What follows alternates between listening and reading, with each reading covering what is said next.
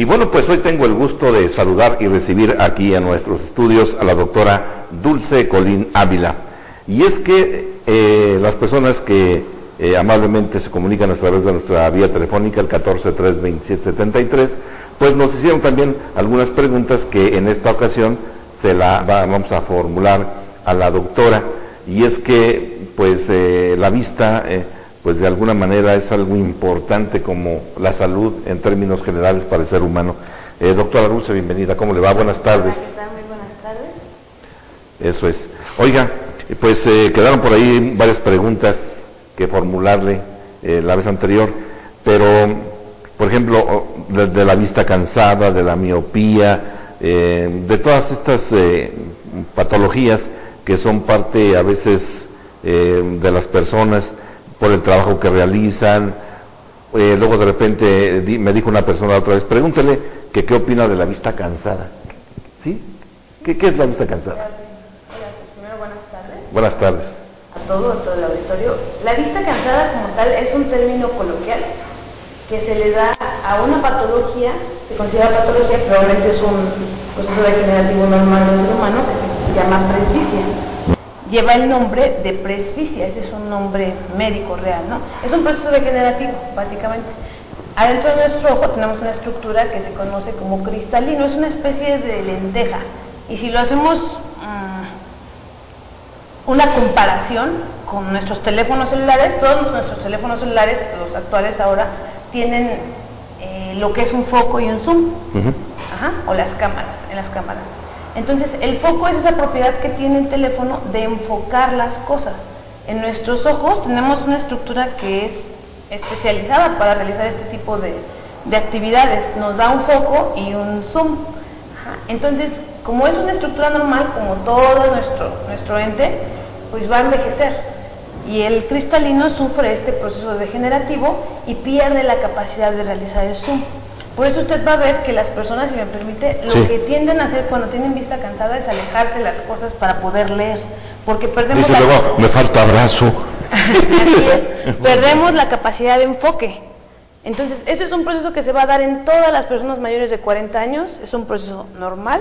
Después de los 40 años hay que empezar a usar algo que se conoce como adición, que es básicamente un lente con una esfera positiva, para que las personas podamos realizar la actividad que nuestro cristalino ya no es capaz de enfocar. Ahora, doctora, por ejemplo, tenemos el problema de que tenemos que alejar las cosas para verlas mejor, pero ¿qué pasa cuando de cerca ya no distinguimos muy bien la letra? Pues es precisamente, o sea, es eso a lo que me refiero. Ajá. Ya una persona con presbicia o con vista cansada ya no puede ver de cerca porque su cristalino perdió la capacidad de enfoque. Por eso las personas después de los 40 años empiezan a alejarse, porque ya no pueden ¿Y cuando se acercan? O sea, alguien con presbicia o con vista cansada de cerca no ve. Sí. O sea, por ejemplo, si usted ahorita se quita sus lentes, que son para ver de cerca, pues no va a ver aquí. En el momento en que se colocan los lentes, estos le permiten enfocar a cierta distancia. Como perdemos capacidad de enfoque, a esta altura, a esta distancia, alguien que no puede enfocar va a poder ver las letras. Cuando la letra es muy chiquitita. Exacto, es presbicia, pero es porque perdemos la capacidad de enfoque. Entonces, para eso son los lentes con una adición positiva, para que podamos ver. Hay que tener mucho cuidado porque existe algo a lo que las personas, también como término coloquial, le llaman la segunda vista. Entonces, alguien después de los 40 años que empieza a ver muy bien de lejos, puede tener, es básicamente por esta situación. Alguien miope, alguien que tuvo mucha miopía de joven, cuando empieza a desarrollar la presbicia, pues nota que este proceso le va a llegar mucho más tarde, o sea, no va a ser a los 40 años, sino después de los 50, 60. El proceso es diferente porque obviamente su ojo es más grande. Todo esto, o sea, la óptica y la visión pues tienen mucho que ver con física, demasiado, ¿no? Sí. O sea, porque tenemos que determinar a qué distancia, si yo le pongo unos lentes, tengo que saber a qué distancia trabaja su lectura. Yo no puedo hacer unos lentes de cerca para alguien que se dedica a la mecanografía, a una secretaria, o a alguien que se dedica, por ejemplo, un mecánico que no hace cosas tan cercanas.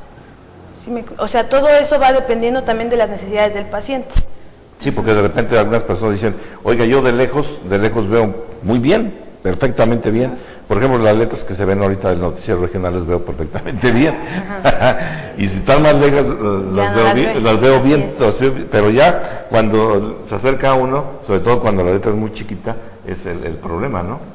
Así es, y eso es la vista cansada, es básicamente presbicia.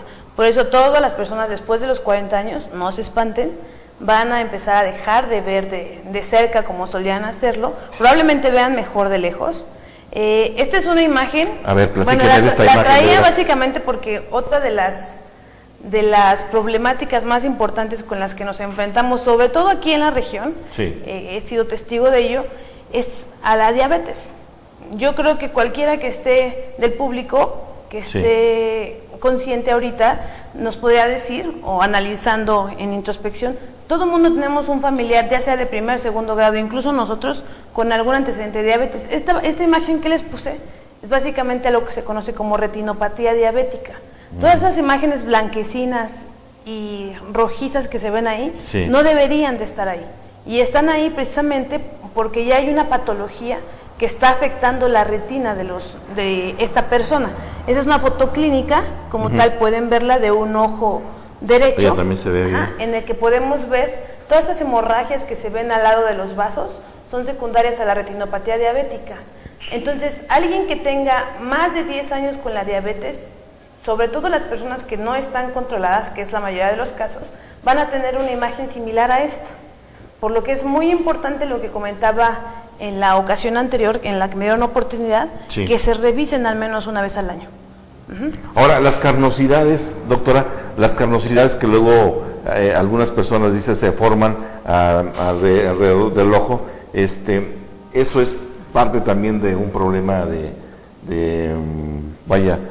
ocasionado por no atenderse, por ejemplo, la presión, la hipertensión, ¿provoca también eso?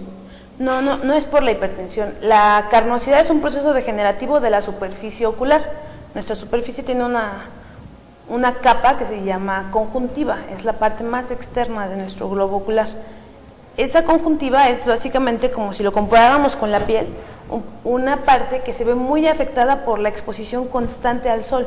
Este tipo de patología como la carnosidad se va a ver mucho en los pacientes que tienen determinadas actividades, llámese al aire libre sobre todo, ¿no? Y que no se protegen del sol. Por eso una de las cosas que debemos de aprender a usar pues es siempre protección solar.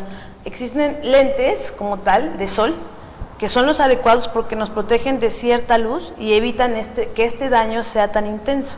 Porque la carnosidad es básicamente un proceso degenerativo, consecuencia de la exposición al sol o también a otros irritantes. Hay gente que, los albañiles, ¿no?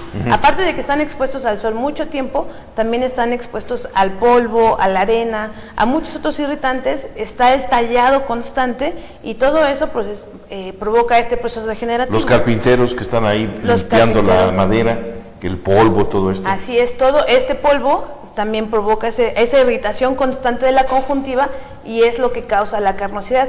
Se opera, se puede quitar, hay una cirugía como tal para quitar la carnosidad, aunque en reportes como tal existe reincide hasta en 30% de los casos, más, menos, pero México pues es un país donde nos exponemos mucho al sol, la gente no está, esto no es una problemática por ejemplo de países escandinavos, esto no se presenta tanto la carnosidad, ¿no? Nórdicos tampoco, o sea, pero México, en la India se opera pues, igual que aquí en México, muchísima carnosidad, porque son procesos degenerativos. Oiga, doctora, ¿y qué opina usted de las personas que utilizan con mucha frecuencia los lentes oscuros? ¿Son recomendables? Los lentes, si es para protección solar, es muy indicado. Todos deberíamos de protegernos, como todos deberíamos de usar bloqueadores o filtros solares, como todos deberíamos de usar gorras cuando nos exponemos mucho al sol. ¿Por qué? Porque el sol finalmente es nuestra fuente de vida como seres humanos, ¿no? O para el planeta, para cualquier ser vivo. Pero también causa muchas patologías, sobre todo de superficie. Es lo que les explicaba ahorita con la carnosidad. Lo mismo pasa, hay mucho cáncer de piel, por ejemplo. Ha aumentado muchísimo porque obviamente tenemos toda una problemática con el cambio climático, en el que los rayos del sol nos están afectando de manera más dramática, ¿no?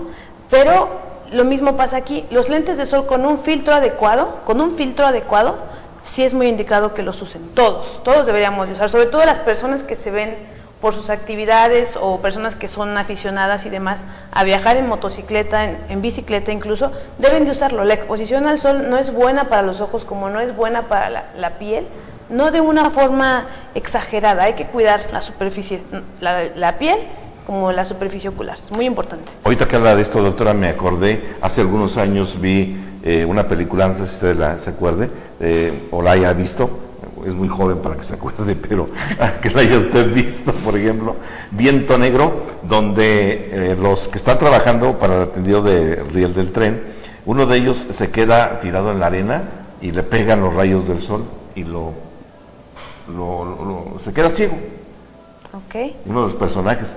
Y lo que usted dice, pues sí es cierto, no podemos estar viendo el sol así, por ejemplo, no aguantamos a verlo el sol. No, aparte nuestros ojos están perfectamente diseñados, la verdad, o sea, son un órgano, el ojo es un órgano muy sofisticado, muy sensible también, pero muy sofisticado, o sea, todo lo que hay en la estructura interna del ojo es increíble.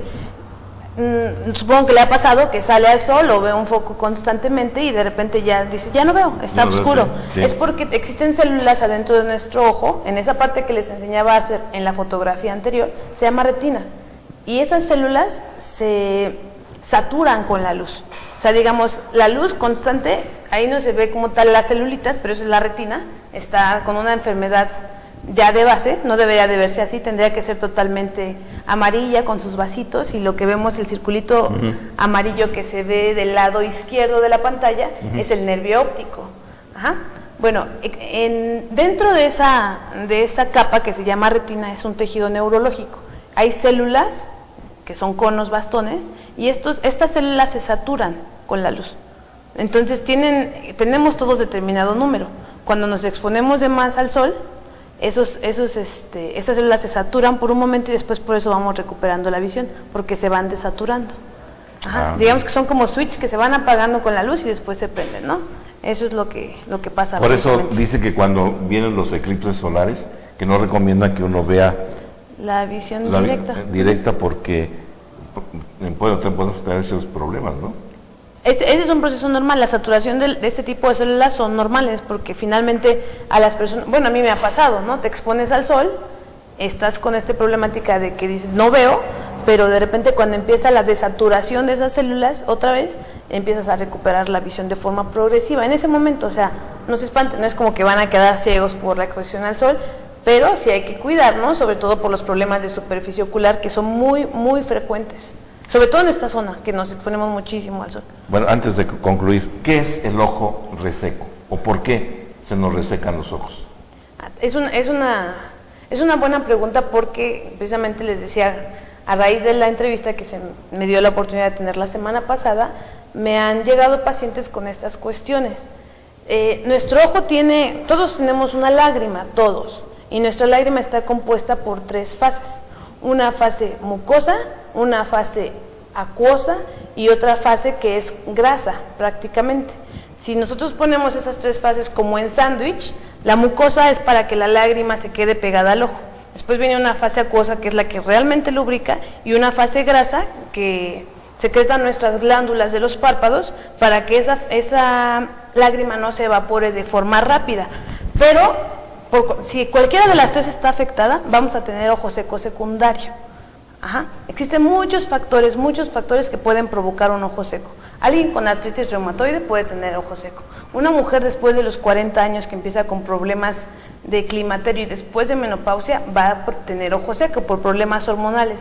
Alguien que se expone demasiado al sol, sobre todo al sol, bueno, al calor seco que le denominan, ¿no? Cuando no es un calor húmedo, tienden a tener ojo seco.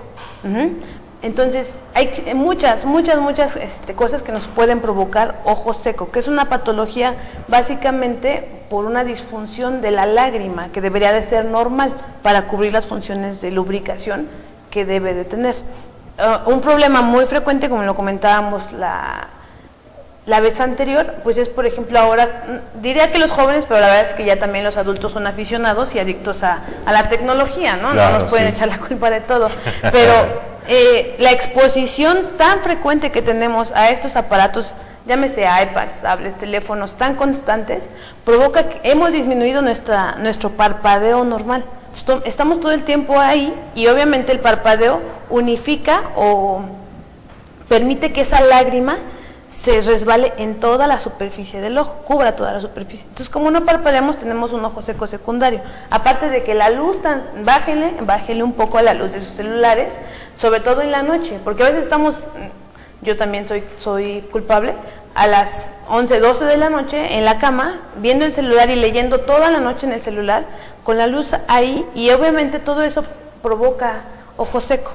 Uno, porque provocamos una evaporación más rápida de nuestra lágrima, y la otra porque disminuimos la cantidad de parpadeos que deberíamos de tener en un minuto, que son de 30 a 40, de forma involuntaria, ¿no? Oiga, ¿dónde la pueden consultar? Muchas gracias por preguntar. Bueno, como les decía, estamos ubicados en Tonatico, en la calle Sebastián Lealba número 5.